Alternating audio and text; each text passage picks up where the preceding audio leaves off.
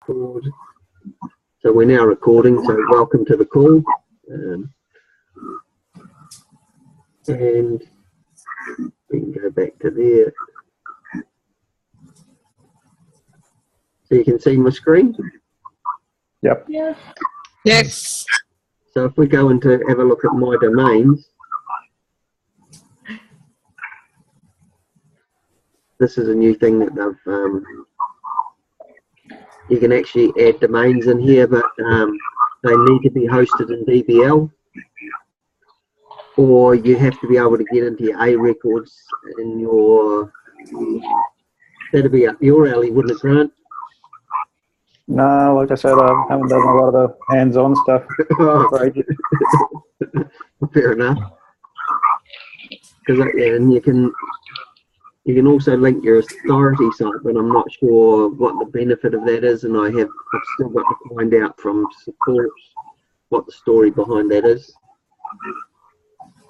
And I'm not sure.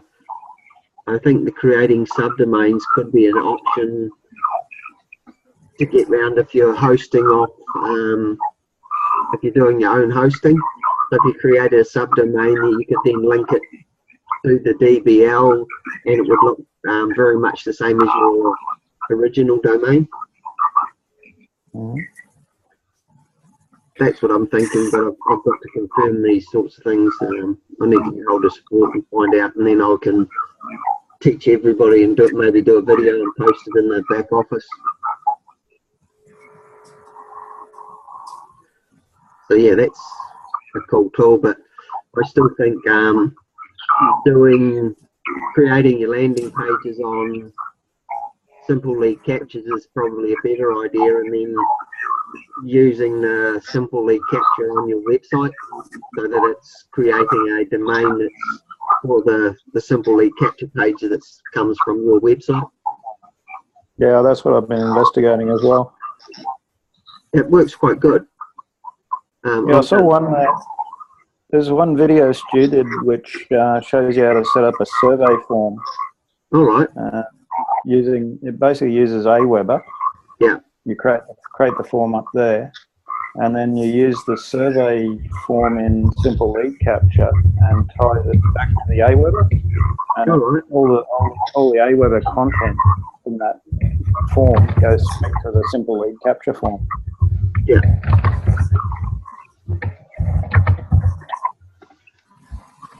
That's cool. So does anyone have any questions? No, Robbie. Hello, Robbie. How are you? Good. How are you? Pretty good. That's good. I got a little bit confused tonight. I was on an hour early and wondering why no one was here. I had to keep him company. Yeah. So me and Grant had a good chat for a while. Oh, that's Just good. Just as well you had somebody to talk to, Robbie. You would have been feeling lonely. I was for a bit. No, everyone. It's unusual. Maybe I'm not going to get anyone on tonight. And then when Grant come on and said, how come you're an hour early tonight? Oh shit.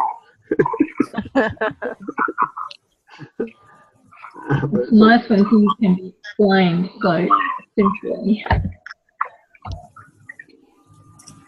Robbie, Linda has asked some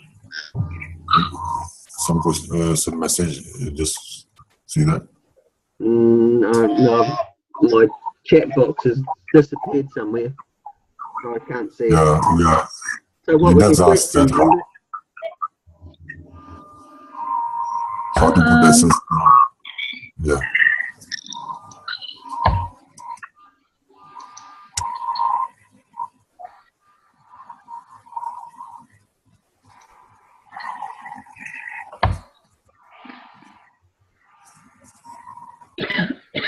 So what did you want to know, Linda? Oh, the simple lead capture thing, I can't track down the video that tells you how to put it onto your website. I thought I had, but it's not working properly. The what? How to link your simple lead capture to your website? Yeah. You so need, that you get your... you need to get the Simple Lead Capture plugin. Oh, I've got that. I've got that. Well, I'll go and, just to give us a tick, I'll go into my website and I was trying to set up the simple chat thing, and then I realised that I was still getting it coming up with being called. Oh God, sorry, I'm having a blank here. if you go It didn't have my website URL on it anyway. It was coming up on landing pages.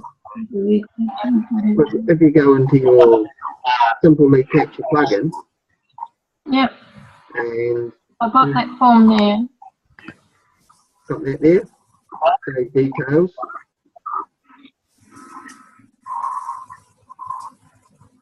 Click that right one.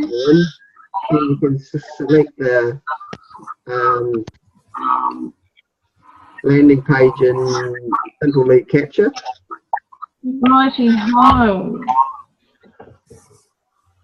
That puts it in there. Then you select in here what name you want to go after your URL. So yeah, mine is whoisrobbie.route.com/test3. And that's the name of the landing page, isn't it? Yeah. Yeah. And then you can put in tracking codes in your header script or your body script or do stuff in there. And, you know, if you want to put pixels in for tracking, you can add that in there. And then you click create.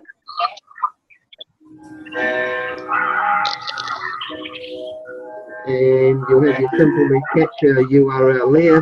And then over here you've got your URL for your landing page. Okay. Okay. Oh, I knew it would be easy. I just couldn't I couldn't find anything that actually ran you through it. Hello, Nick. And with the simple track, when I went to check out the video there, it said coming soon and so on and so on. I was going back through the 101 trainings and things. So. Simple track. It's loading a bit slow. But that's what you get when you're running a webinar. Oh, of course, yeah. Simple track. You'll probably find this training up in the news. I had a look up there. All right.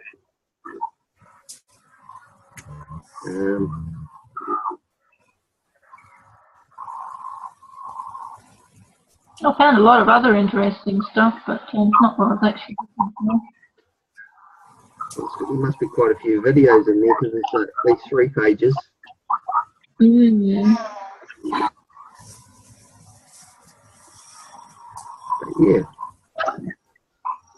Do you have any other questions? Really? What, you nearly have a question?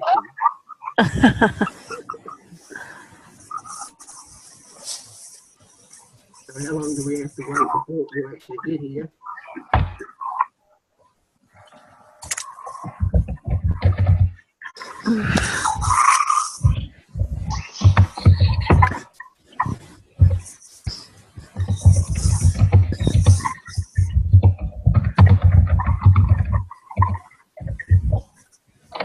Hi, Nick. Just, Are you going to talk to us? Hey, bro. Yeah. Sorry, I'm looking for the mute button and everything. I was talking away and I realized you weren't responding. Well, that's not unusual. And unfortunately, there was no video on, so we couldn't see your lips moving.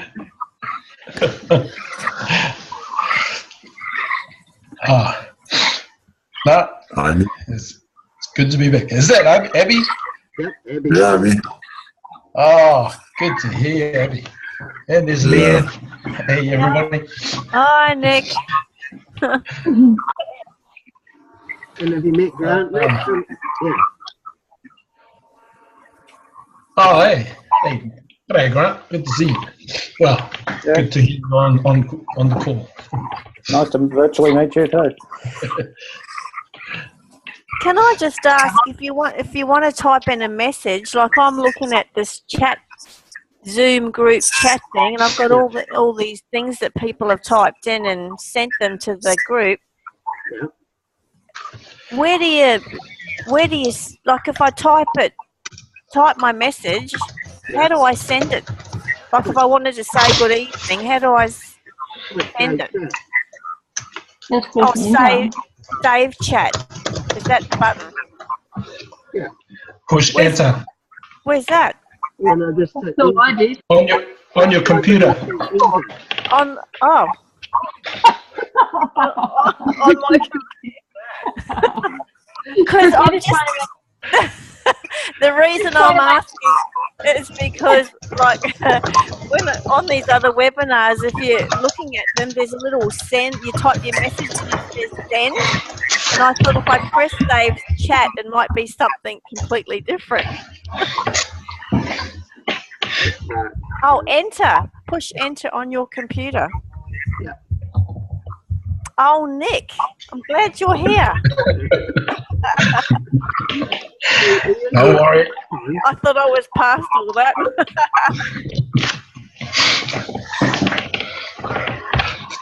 You don't have to type it in. Been there, done that, Leanne. Say it. Oh, yeah. As Sandra would say, play around. Exactly.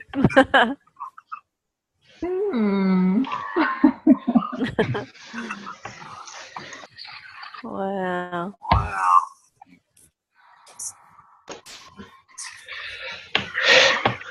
Is there any topic for tonight, Robbie? No. No. All right. It's a bit of a free-for-all sort of a thing. Yep. Unless you want to create a topic and start talking, Nick. Hey, I'm always in for a chat. I know. All right, I've said enough. The floor's yours, Nick. Sorry, what was that? The floor's yours. Oh, well, hey, I think in times like this, I have found over time that some of the most amazing moments I've had on these calls or within forums, conferences, because we get a few new people. We've all been in that seat, and just sharing some of your. I keep talking about sharing. Just sharing some of your triumphs, and some of your challenges. You'll be surprised at how much value somebody will get out of something that you were struggling with, or especially in realizing your emotions in this journey, where a lot of times we come here and we get intimidated with the language and the going-ons of doing this business. But then when somebody expresses some of the, like as Guy and Ilan would say, the question that you fear to ask is the very question you must ask. And it's a very challenging thing to put out there. And many times, I've been inspired, and it's just awesome to hear, like, Leanne, even myself and Linda and many others here saying things like, oh, this might be a dumb question, and they ask, and it's enlightened about 10 people. It's enlightened all the rest of us.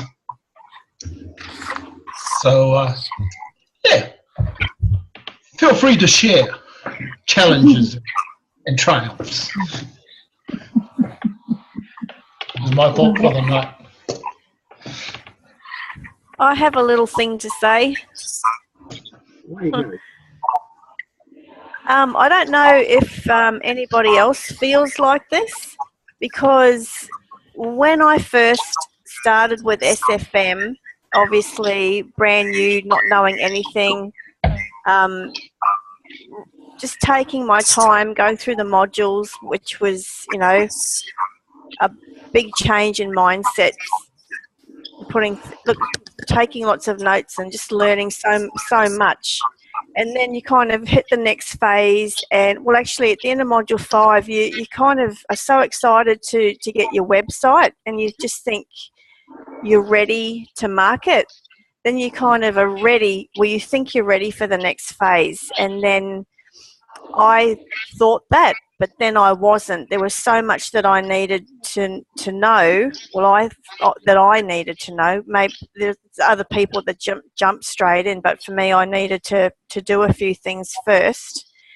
But now, like at the end of the day, my goal and the reason why, well, not my reason why, but obviously SFM helps you to build a marketing business online from scratch. And the fact is that I've actually just started marketing and have only got like a few subscribers. To me, that's a huge achievement, because it's taken me from just Leanne, the wife, the mum, all the other things that I do, through the whole process. And I feel like I've really succeeded in being a product of the system, although I haven't made any money, but I don't really care, because for me, it's not about the money. It's the fact that I've actually done something from scratch. I've actually I've built a business. Well, I think I've built my business from scratch. So what I feel now is that now I've put all my guts into getting this far, and I've got a few subscribers, I feel like, well, what's next? Do you know what I mean? I feel like I've just come all this way, and I've hit my goal of actually marketing. I feel like I'm a marketer. That's what I'm doing. But where do you go from here? Like, I'm just learning to send out broadcasts and things like that. But then what? Can anyone shed some light? I just feel like I'm in a void at the moment, not really knowing what I'm supposed to be doing. It's a more. You keep doing what you're doing. Hey? You just keep doing what you're doing, Leanne.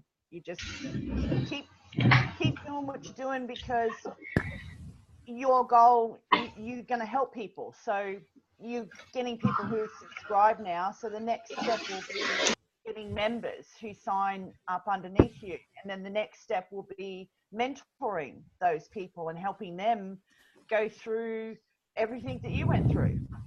Yeah, I get that as well, Sandra.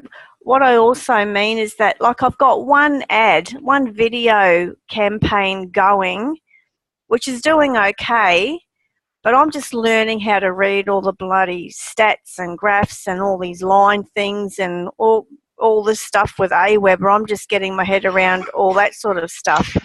So obviously,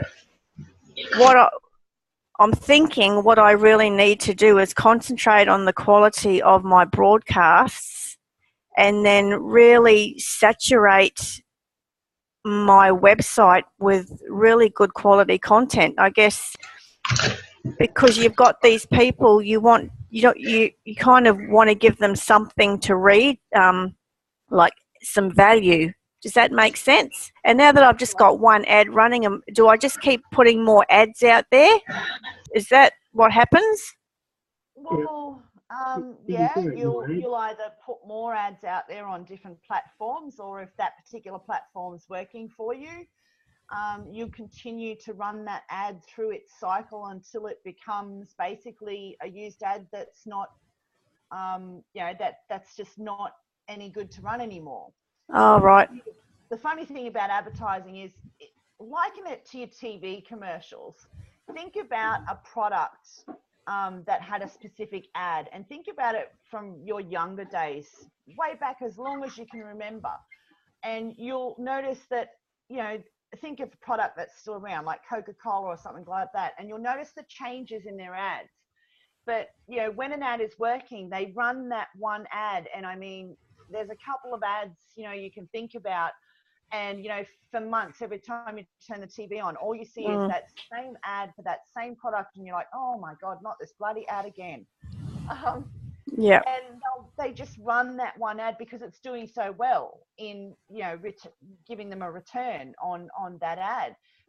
But once the stats start to show that that ad has gone past its use by date, then they start creating, you know, new campaigns, and for the product, a new ad for the product, a different spin on the product, and then they re-advertise. Then there's also the whole thing of what Guy and Alon teach in marketing, and a lot of other marketers teach online. They say, you know, if you start running an ad campaign that is good and it's working for you, upscale that ad. And basically what they mean by upscaling that ad is they say, you know, take a chance and start investing more money into that ad, so that ad has more of a reach. So your ad is reaching more people in your marketplace, in your target market that you're advertising to. So you have more chance of increasing your leads and subscribers, sales, etc., whatever you're doing with the ad. You know, so they're all the things that people start to look at once they get to the stage that you get to. Can you have more? You can have more than one ad going at a time, can't you? I mean, not that I can afford that, but I'm just saying you can have as many ads as you like, really, couldn't you? You can have as many ads as you like on as many platforms as you like. Like I said, generally, most good marketers suggest that if you have an ad that is actually working for you, you know, it's actually showing a return. You know, you're getting something from that ad. You're getting leads, or you're getting sales, or, you know, whatever you want from that ad to do. A lot of them say, well, then invest more money, upscale the ad, so you're reaching your marketplace to get in front of more people. I was listening to the elite call the other day, and I remember Stuart saying something about if you wanted to have a go on YouTube, he recommended gold and above, and I'm not gold, I'm only elite, and I kind of thought to myself, oh wow, maybe I'm not.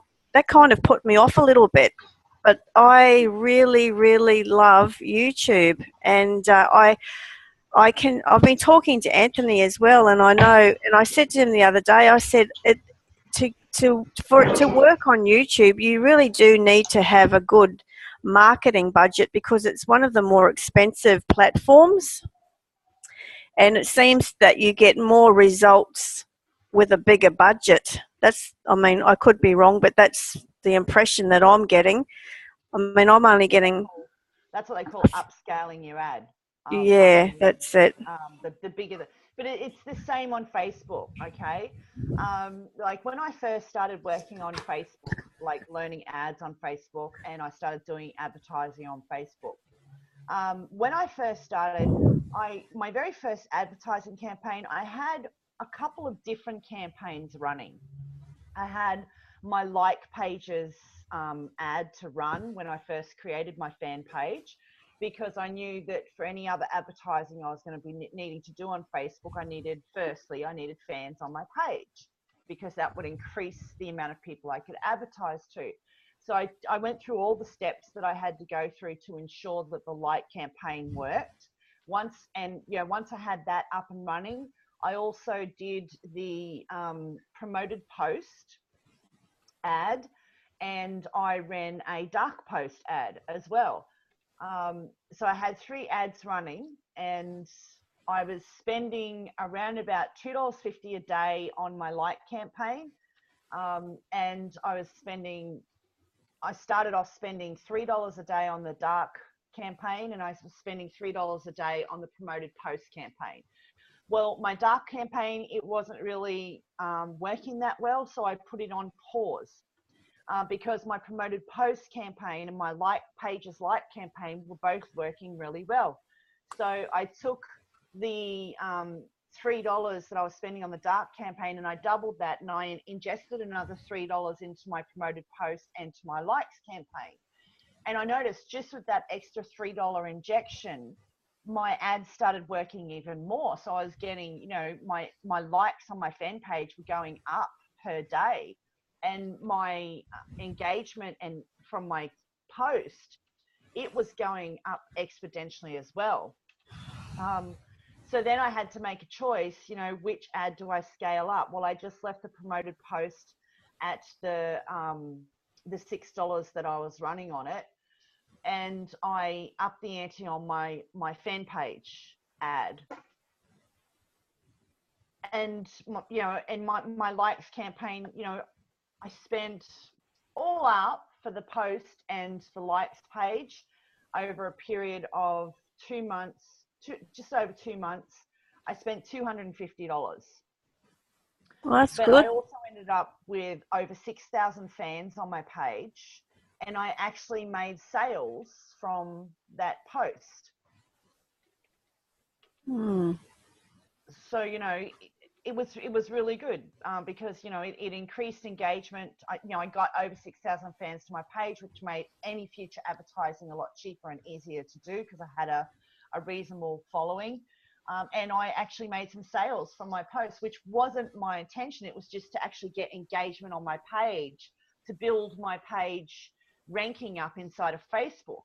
Because every fan page, you know, you need to get engagement happening on your page. So you need people commenting on your post and sharing your post. You need activity happening on your page for Facebook to take any notice of your fan page and put it into their rankings for keywords.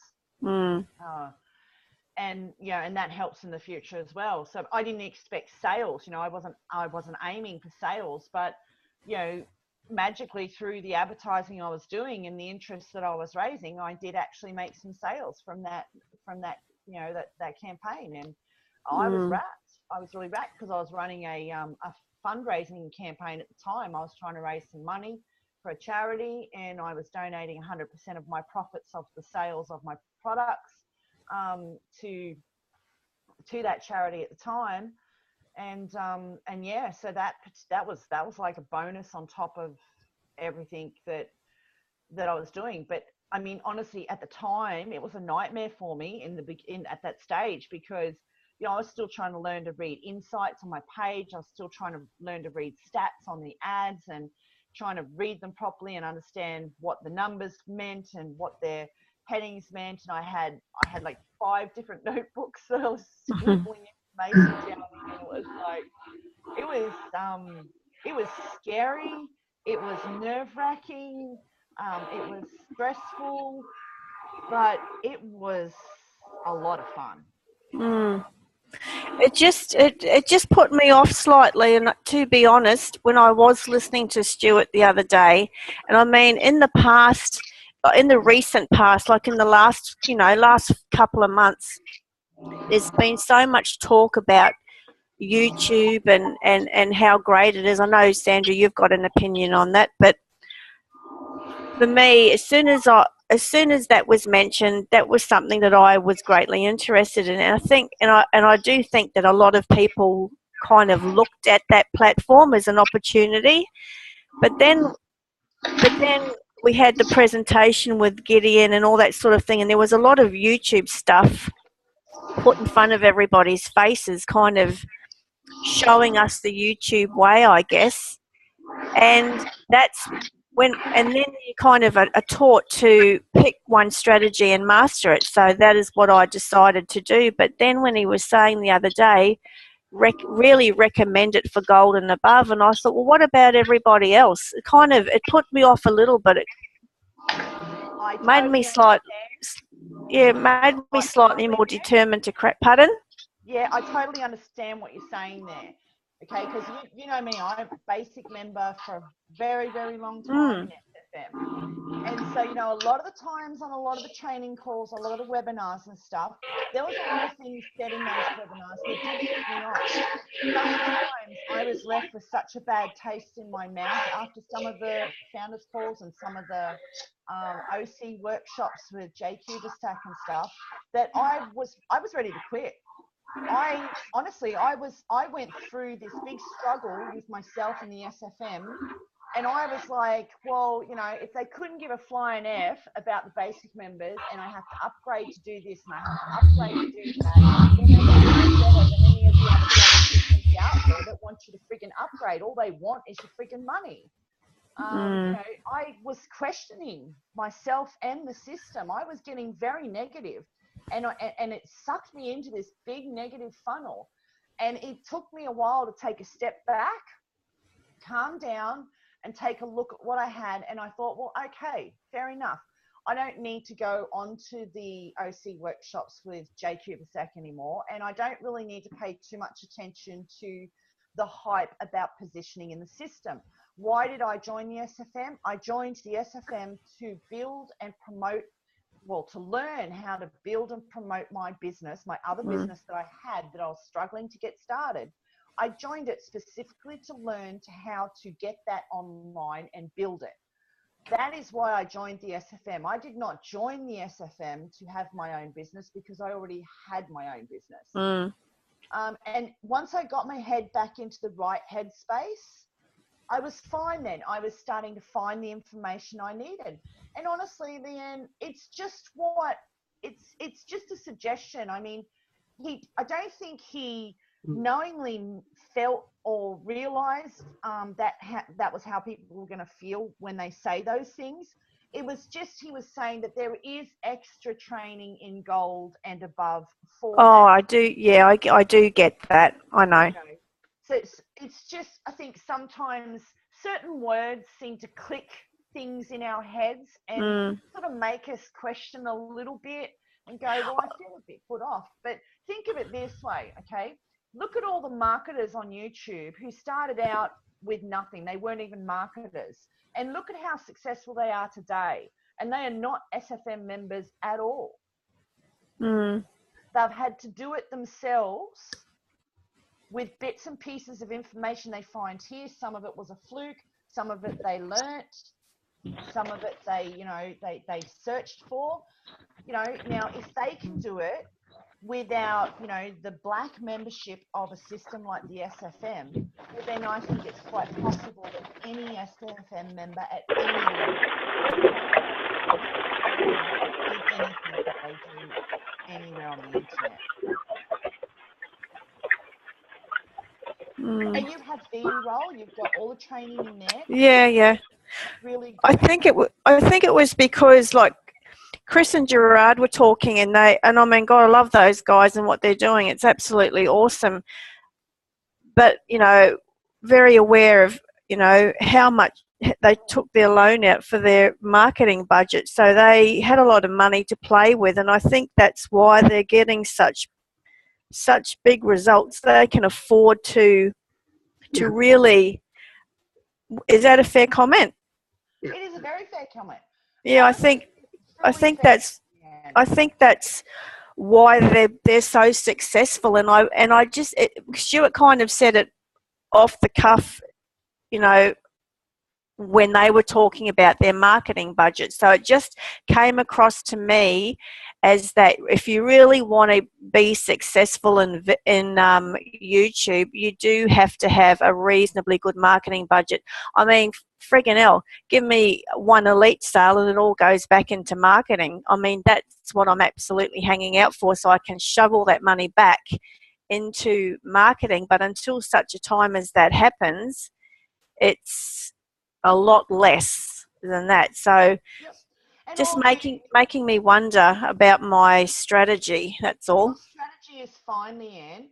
All you need to get a grips on, right? This is all you need to get your head around. You're not at gold level, so you don't have access to the extra training. You pretty much have got an ad that's actually working on YouTube now. You don't have a big marketing budget. And this is all you've got to get to grips with. I only have this much money to play with for my marketing budget. So it's going to take me a little bit longer than what it would if I had this much. And that is the same across the board for every form of marketing that you do. Even if you go the free route. Mark Ford tried to do free organic marketing for 2 years. He was 2 years at it before he got any result, before he made one sale. And it's hard yakka going the freeway. Yet I have so many people who come to me and all they want to do is they want to get their business off the road, but they have no money to ingest into paid marketing, and they want to do all the free marketing. And I tell them the work that they have to do. I'm like, well, okay, you have to blog every day. You have to get your blogs out there. You've got to be on social media for hours at a time. You've got to be building relationships. You've got to be learning. You've got to continue to blog, get it out there. As your leads come in, broadcast. You know, and one, they don't want to do the work, and two, they're like, yes, but how long will it be before I make a sale?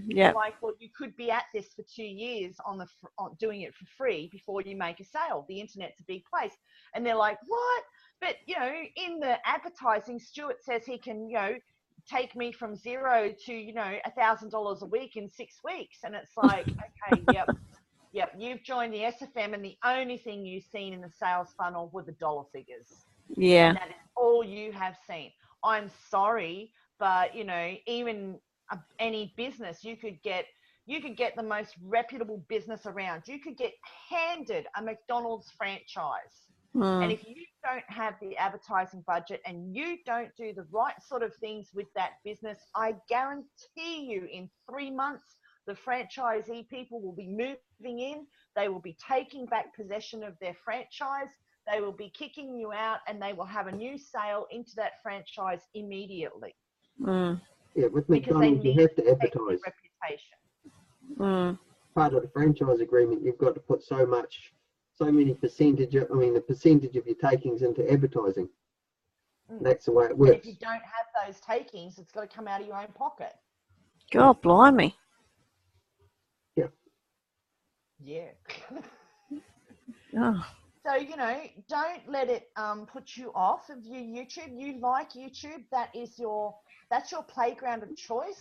So, you know, just focus on YouTube. You love YouTube. That's what you want to do. You enjoy that.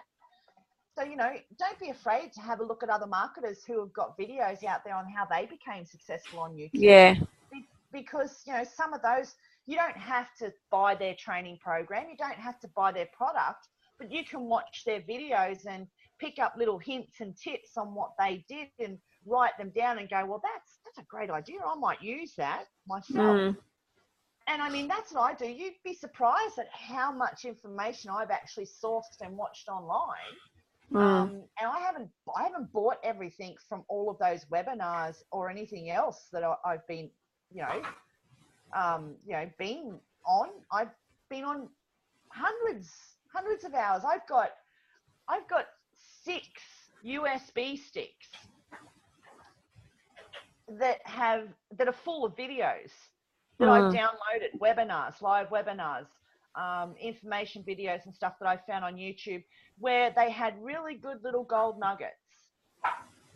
And I thought, I'll save that video, and I save it. I'll save that video, and I save it. And I've got like 6 USB sticks full of marketing training from other people other than the SFM. Oh, yeah. Yep. So, and I mean, Tom Breeze, you can find Tom Breeze if you can find one of his channels on YouTube. I have. Yeah, I do scout around, and look, I do look, and it won't put me off. It won't stop me from, like you say, playing around with YouTube. It just maybe it was the way I took it. Maybe it was the way he said it. It probably didn't mean anything, but I just thought, wow, just coming off the cuff of what Gerard and Chris were saying about the huge marketing budget, maybe in just the same context as that, it just didn't sound right to me. That's all. Hey, Linda. You don't have a marketing budget, so, That, you've got to go yourself. What were you saying, Robbie? That, what he's referring to is he's done a course with Tom Breeze doing YouTube advertising that's in the Gold program. I posted a link in the chat box. Tom Breeze talked to us on a Downunder call like this about the same strategy that he was talking about in the training that they did in London. and he covered it a bit more in detail in London, but the gist of it's all in that video that I've posted in the chat box that he did on our Downunder Call. Thanks, Robbie. So if you have a look at that video, which is the one I've got shown on screen here, he goes through it, and it's an hour long. I think it might be just over an hour long video, and it's basically using the same principle that B-roll is using, except Tom creates his own videos, and he's in front of the camera, whereas B-roll create the video. No, I think it's like using the other. the same principle as B-roll. Leanne. Yeah. Look, you've got to start somewhere. Like it's just like you're dipping your toes into the water when you start marketing. It's like going through the module 1 of marketing. Do you know what I mean? It's like starting from the beginning all over again. It's like learning a whole new phase now. So except for this one's a bit more out there and getting down and dusty. Do you know what I mean? Actually making it happen, but still very, very, I just think early days. And don't forget, back up your advertising. Where does your ad take them? Does it take them to a landing page? Is your website mentioned anywhere in your ad or your thank you page? If it is, well, then obviously, you want to get some good content on your website. So, whilst your ad is running behind the scenes, you'll focus on your website. So your website backs up the quality of your ad that you're running on YouTube. Yeah. There's a lot of behind the scenes stuff that you really need to be doing as well. So. Yeah. Awesome. Thank you very much. And thank you everyone for all these little bits and pieces that you've put on the chat thing too. Oh. And your own YouTube channel. Don't forget to keep focus on that as well, and get that organized and running well as well, because when people if people come in off one of your ads on YouTube, they will automatically go looking to see if you actually have a YouTube channel. I think if you want to do video marketing, it's not just putting an ad on YouTube, it's putting videos on your website, it's putting videos on your YouTube channel. If you're going to do video marketing, I think you've got to do it all areas of your business in video. Have you watched this video training here, Leanne? In the Elite? Yeah, by Tom Bree. I've done about 4. There's quite a few in there, I think, isn't there? Yeah, well, that's the Yeah, I've done a few of those. Yep, I have. We'll just keep going through them. There's quite a few. I think I'm up to number 5 actually. There's one he goes through the alphabet on tips on YouTube marketing. But that was all designed around creating YouTube videos that get found organically. The other one where he talks about video advertising and advertising on pre-roll ads, he actually went to there because he was getting better results from doing the pre-roll ads than he was by ranking his videos at number 1 on YouTube. And this course was designed for getting your ranking up there on YouTube. But you can run that in conjunction with the advertising on YouTube, because that's going to help you get your other videos ranked up on YouTube as well. Yeah. Okay. And let me just ask you this, Leanne, with your YouTube that you're doing, what sort of Google Plus work are you doing? None. Well, you really should. I mean, if you're going to go into the world of YouTube and advertising on YouTube, you really should be on G+, and you should be doing a lot of work on G+. Yeah, I know. I should. Yeah, I know. There's a lot of things, Sandra, that I've not done. They're basically twins. They are actual twins. Mm. And if you talk to a lot of serious marketers out there, and you talk to a lot of Google partners who help, Google with their algorithms and different things that they do, they'll tell you you know, you would be a fool if you go into the world of building a business on YouTube and not have anything happening on G+. Yeah. Oh, I do agree with you. I do know that I've got to get my bloody head out of the sand and do a few things. It's just not sticking an ad on YouTube, that's for sure. There's 10 million different things that you need to do to make it work. And G+ is a lot easier to run than Facebook, I guarantee it. You do not have to spend anywhere near as much time on G+ as what you spend on Facebook.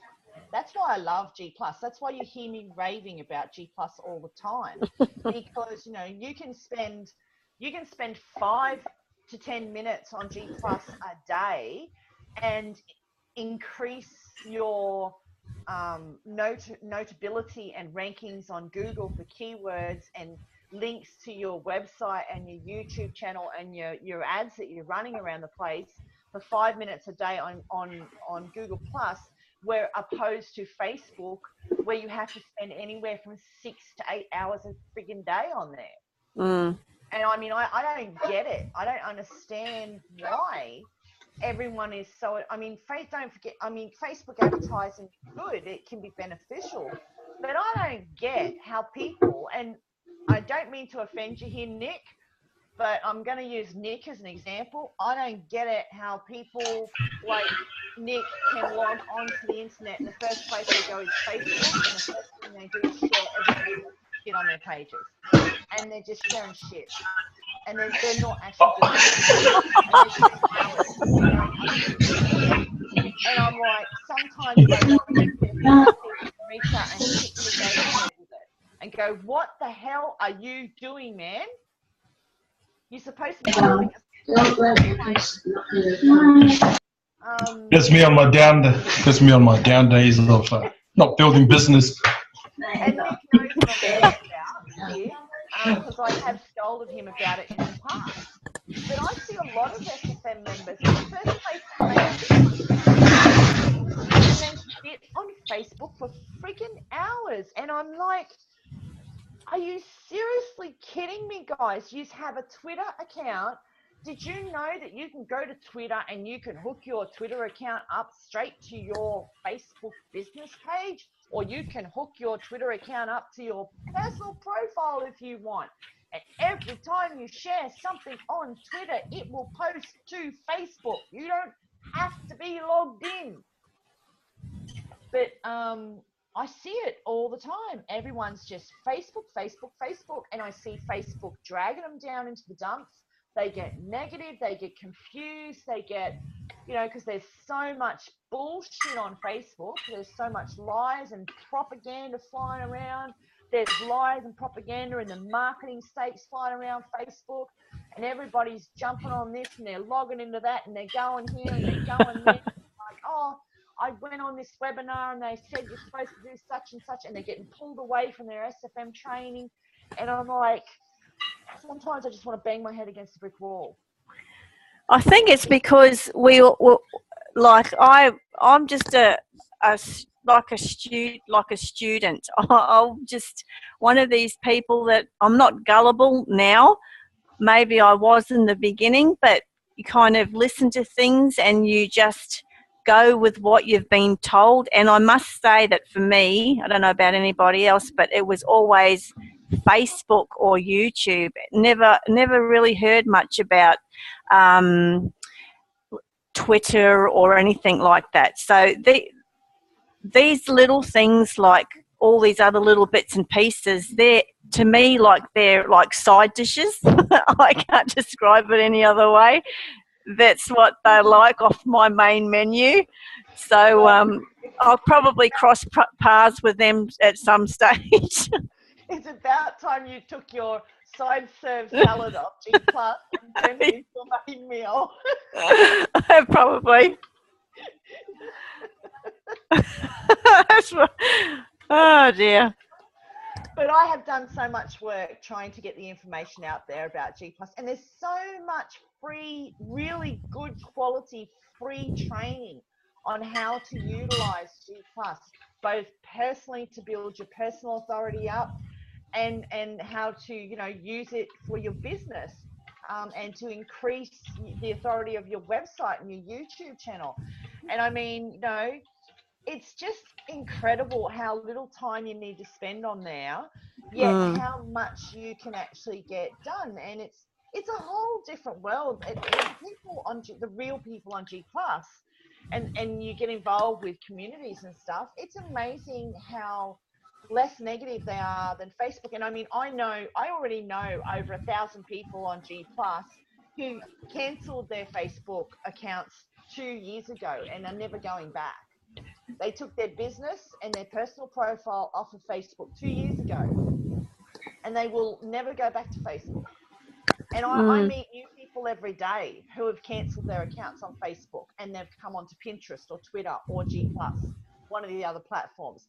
As much as a lot of people like to build up the hype of Facebook is growing, Facebook is not growing. It is not. They are losing ground to the other social mediums like Instagram, Snapchat, G+, Twitter, Pinterest. They are really losing ground, especially since Twitter started their own form of advertising, which is actually a better return on your dollar than what the Facebook advertising is, for a lot less. And they actually run free courses. They actually run free academies, training academies, Twitter do, from Twitter advertising gurus themselves, who do the training on how to get the best ad there, and how to get your Twitter cards up and running and stuff like that. And I mean, I don't see the allure of Facebook. I've been very close on several days to canning my account from Facebook. The only reason I haven't is because my personal profile is a way for other distant family members to get a hold of me when they, when there's trouble in the family. That's how they know to get a hold of me, is leave me a message on Facebook, and they know that I will actually get the message, because those go through as an email to my email account. And it's probably lucky that I didn't cancel my Facebook account 8 months ago, because otherwise the family would be left in the dark right now with the struggle that they're going through. But yeah, that's the only reason I haven't jumped off of Facebook. But you'd be lucky if you see me on Facebook for any longer than 5 minutes a couple of times a week. Most of the stuff that posts on Facebook comes from my Friends For You that I have, or Friends For Me it's called, tool that is a free tool that I use from G+, on G+, and Twitter. And, even YouTube, I can get that to post to Facebook as well. So, when I'm doing a lot of stuff on YouTube and around the traps, I'll automatically hook up YouTube so it posts straight to Facebook, and it looks like I'm on Facebook, but I'm actually not. Even my Pinterest, I've worked out how to get that to share to Facebook as well when I need it to share to Facebook. So, some days I can pop over to Pinterest, pin a couple things, and it'll automatically share to my Facebook profile page. I can go to YouTube and get it to share to, my business page. I can go to Twitter and I can choose to either share it to my personal profile or my my business page, whichever I want. And it looks like I'm on Facebook, but I'm actually not. Most of them I just get them to share to my personal profile, because I've got my personal profile page set up in a way now on Facebook that it's public, but I don't share any pictures. You'll notice there's no baby pictures on my page. There's none of my family's baby pictures. There's none of my family pictures on there. My page is public, and I've got it set up in a way now that when because anyone in Facebook can land on my page and see my page and see certain stuff on my page. And there's a particular way I've got it set up so that whilst they're there and they're looking at the stuff, before they even click on the About section of me on my personal profile, they can actually click on something else, which is a link that takes them straight to my fan page on Facebook. And since I've set my personal profile up like this, and I do what I do, and I don't go to Facebook and get involved in a lot of shit that's going on Facebook, I third-party post to Facebook, I've been getting nothing short of 4 new likes to my fan page every week, a minimum. And I'm not even paying for advertising. I haven't done advertising on Facebook in a while. and I'm getting a minimum of 4 new likes a week to my fan page. Sometimes 6. And I'm like, sweet, I like it. I like it. And Stuart J and Guy, you don't know how I did that.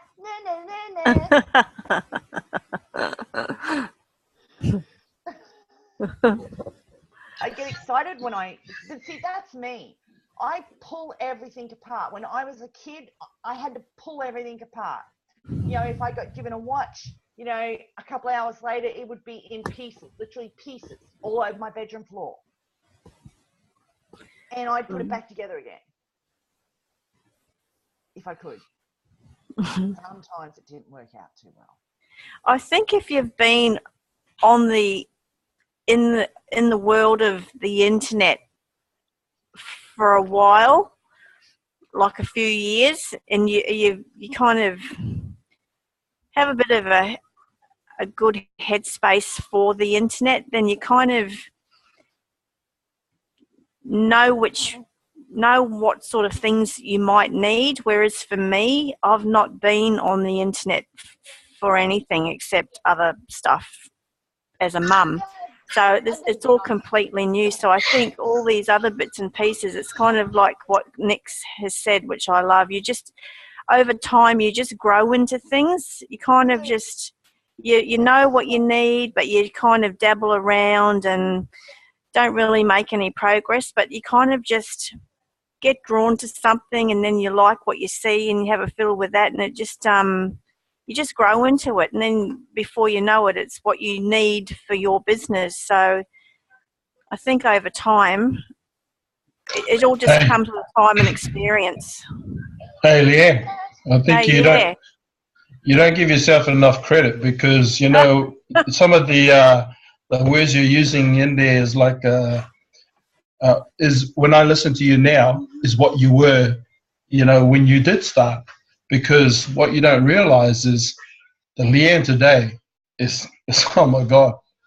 If you could listen to yourself however many months ago and come and listen to yourself today, you're just continuously growing.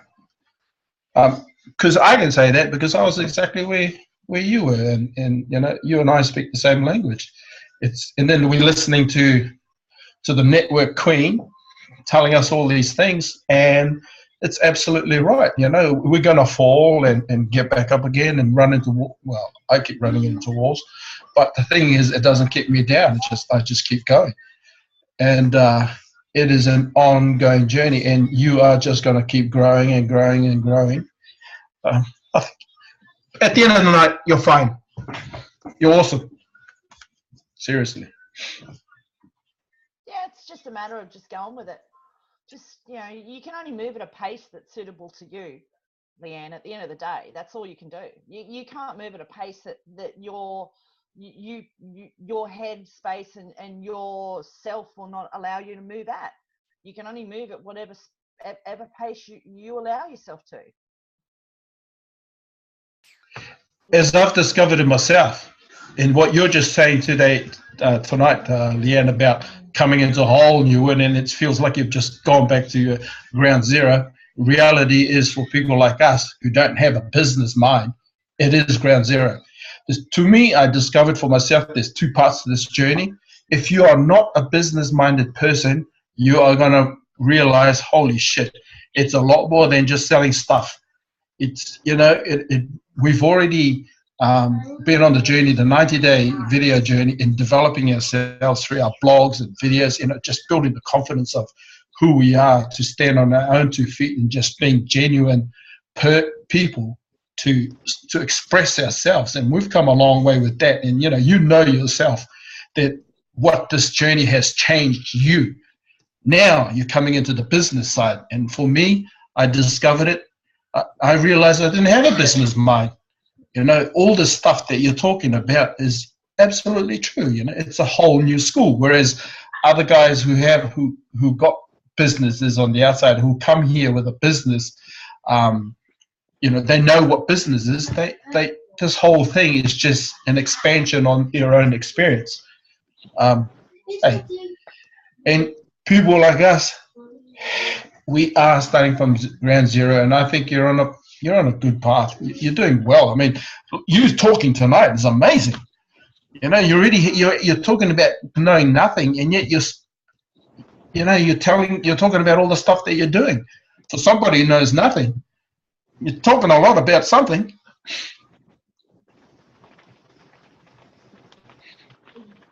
Pretty good.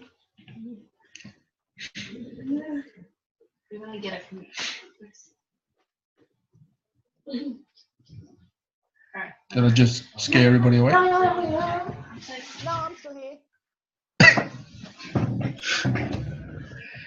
I thought you were doing a great job talking, so I was listening. Well, that's just my own personal discovery, because Sandra, in the times we've chatted, and I've always expressed that realizing that I did not have a business mind. I thought I was over here, and exactly what Guy and Elan say. Some people come in here, throw in a few ads, throw it at the wall, and hope mud sticks. And when you start playing that way, or it's for me, it's been 30 plus years of employee mindset, of being told what to do. I'm a good worker, get told what to do, go away, get a job, come back, all right, what's next? Yeah. This is an entrepreneur. I'm different mindset. Yeah. And you've got lots of years of habit and doing the same thing over and over again to break. It's not gonna happen in like 6 weeks. And I think an ad, for me, I've come to realize, is a project. It it can take a week to nail out an ad, whereas we very good point you just made there, Nick. An ad is a project. Setting up an ad campaign is a project. And in a business plan, actually in a business, you have a project manager who puts together a team to help him make sure that the projects for the business actually do happen. So, you can either look at the building industry or the event industry. We'll look at the entertainment industry. Say, we'll look at the entertainment industry, music industry. You have a band. They have a band manager. And then, the band wants to do a tour. Well, that tour is a project. So the manager of the band will hire a project manager, and that project manager will have a team. And that team will work on making sure that each venue that the band shows up at on their tour, that event, that single event at each place runs smoothly. That is, and that takes planning. So yeah, an ad is a project. It's more than just slapping it together and kissing your ass and holding on and hoping it works. I mean, it's a project, and it should take some time. It can take some time. No one can do it overnight. And I mean, a lot of people, higher up in the industry, they don't even worry about their own ads. What do you think Richard Branson sits down and designs his own ads? Hell no. He has an advertising department that does that. He has a whole team of people that, work on the projects of his ads. He may have the final say so whether he likes it or not, whether it's getting his message or his vision across. Because they'll bring it to him. They'll bring the finished product to him and go, this is the campaign, this is the ad for what you wanted on the Virgin flights, and he'll watch it, and if it doesn't portray the vision that he had in his head, he'll go back to the drawing board. But he has nothing to do with it. So we're all at a little bit of a disadvantage here, because we're not only trying to be business owner and run our business, we're also our own accountant, our treasurer. We're keeping the hold of the strings on our budgets. We're counting our pennies and that sort of stuff. We've also got to then be our own advertising campaign managers. We've got to be our own project managers. So we're doing all these tasks that a lot of businesses actually have other departments handle. And on top of that, we also then are at the front end as the customer service consultants as well. So, you know, give yourselves a little bit of credit, you know, when you're thinking about yourselves, because, you know, to get as far as what you have, especially you, Leanne, to where you are now, give yourself a shitload of credit, because you have just performed every single task that one Woolworths store probably has over 135 different employees covering.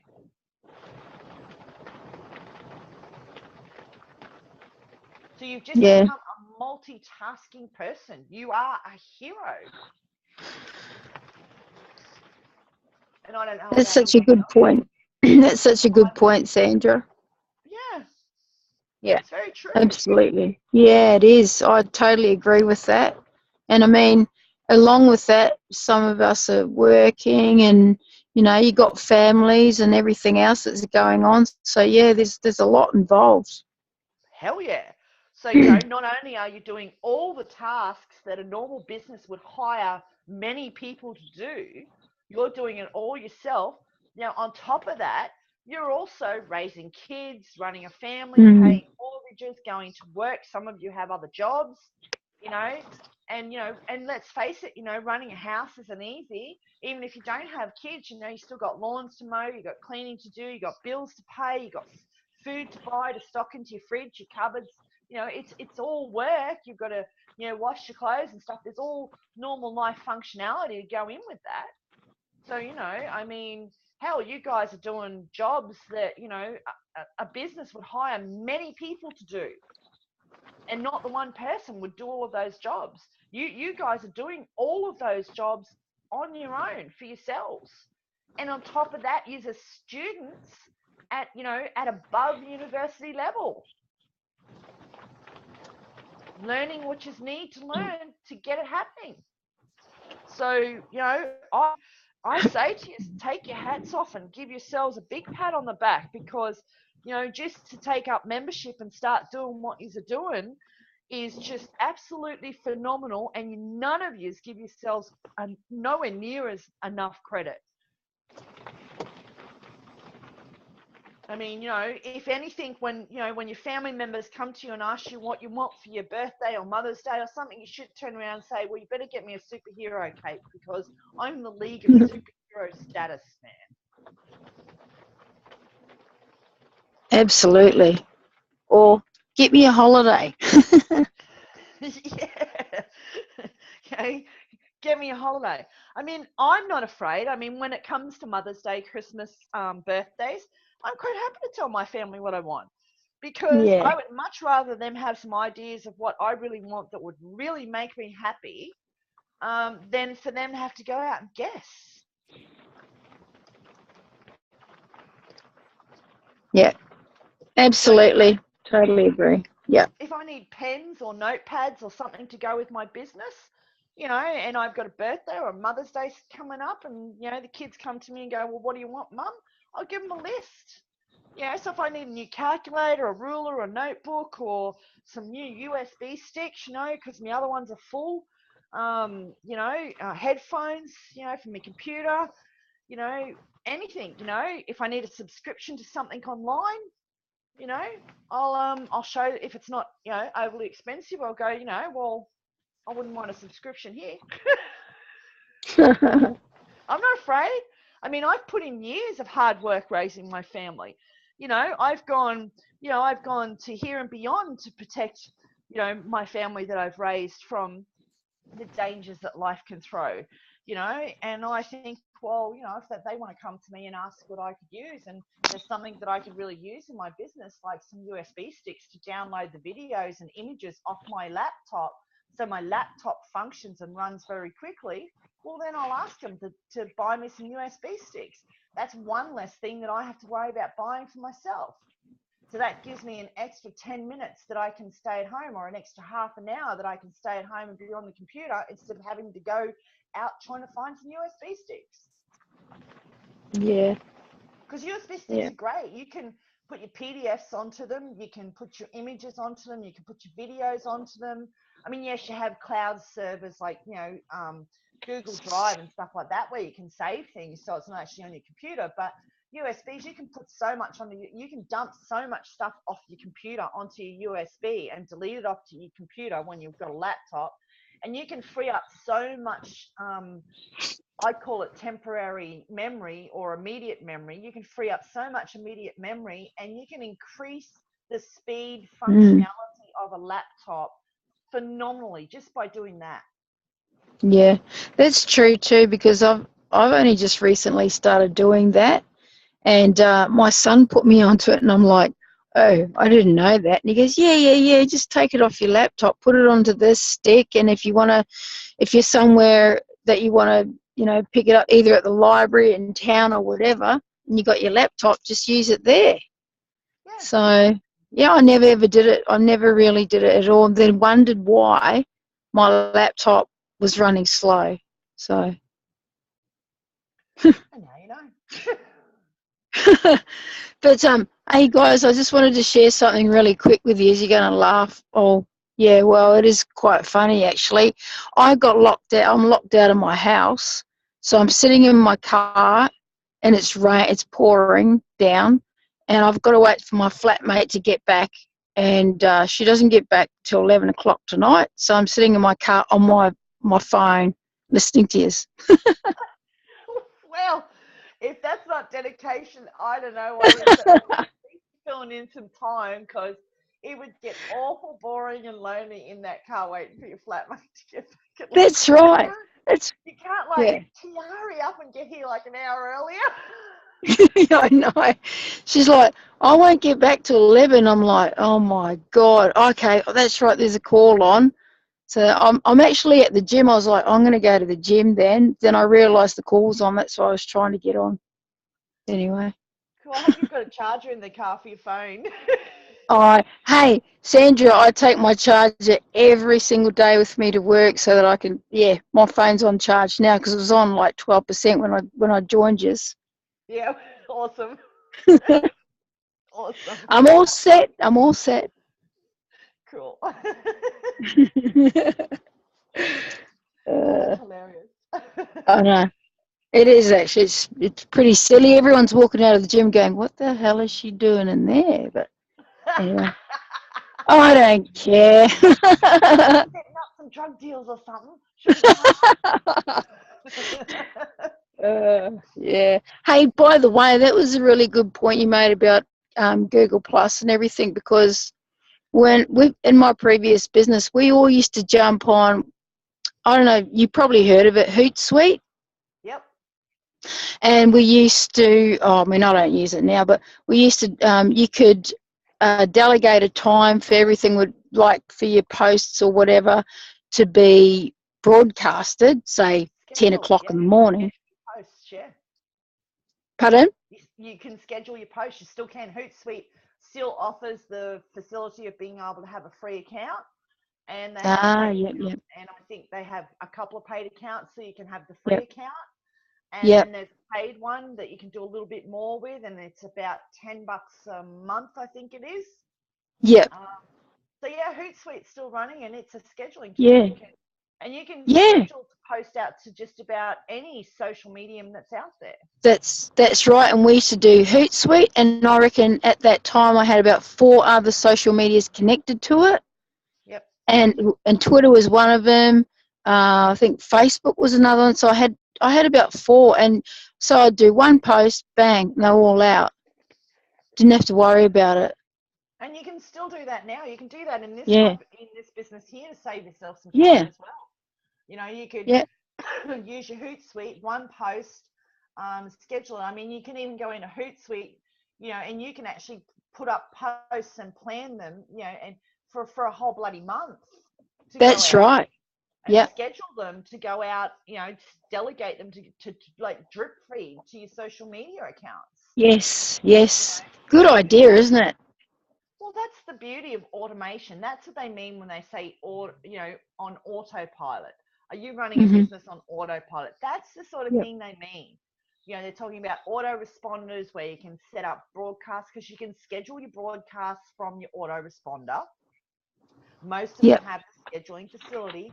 So, you know, you could pick one day a week, or, you know, one couple of hours a week where you sit down and you write several emails to go out. And then you can schedule those as broadcasts with your autoresponder. And you don't have to go back into it then. And it will automatically send out those emails for you. You can do the same with your blogs.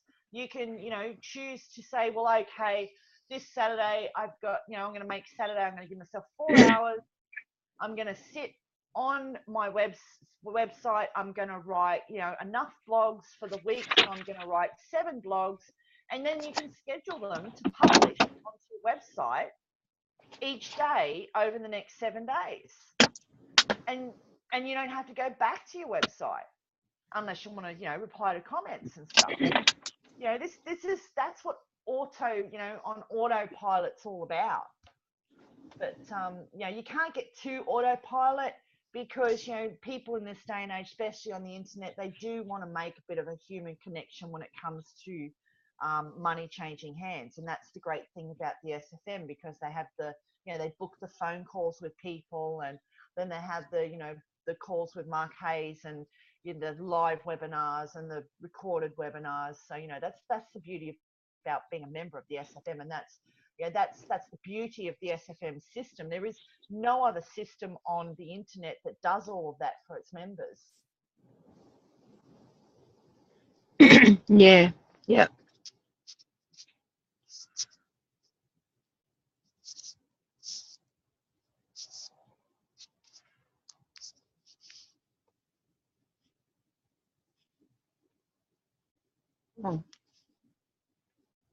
Oh yeah, Edgar. Hello.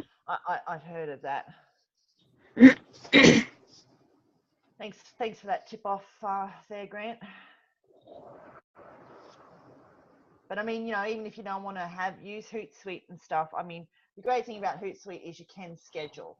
But, you know, even if if you feel you're sort of at a point in your business where you're not ready to schedule anything, you know, there are free things that you can do. Like, you know, you can have YouTube post to Twitter, and have Twitter post to Facebook, and have Pinterest post to Facebook.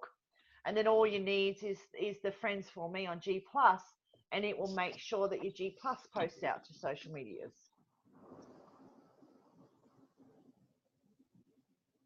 So that's a great idea. Yeah.